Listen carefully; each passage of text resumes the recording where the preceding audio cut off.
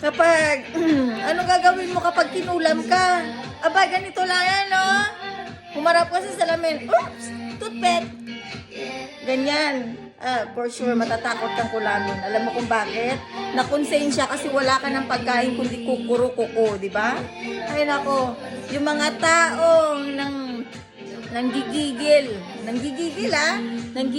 kung paano ko patayin sa nervyos, patayin sa gigil, lahat ng kagigil-gigilan. Hindi ko nga alam kung bakit hindi pa sila nagpapakita sa akin. Ay, bye! Have a nice day, guys! Enjoy ang buhay!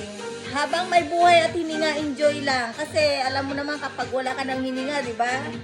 Kung hindi matutulog kang may bulak dito sa ilong na dalawa, alam mo na. O kaya, kung hindi ka matutulog, yun ngayon, sa wagot ngayon. Kaya, kung ako sa inyo, i-enjoy ang life, enjoy lang nang i-enjoy. At yung taong galit na galit sa inyo, harapin nyo, ano ka ba? Huwag nyo katakutan.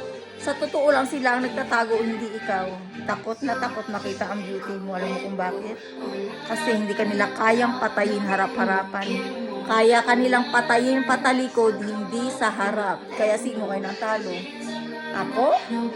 Ako na ito. God is good. God is great.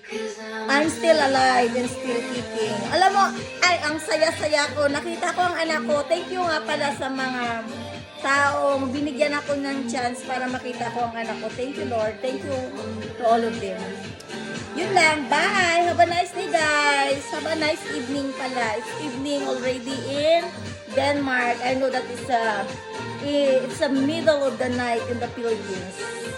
Bye! Thank you for my all subscribers. I hope to see you to my all next video. Bye!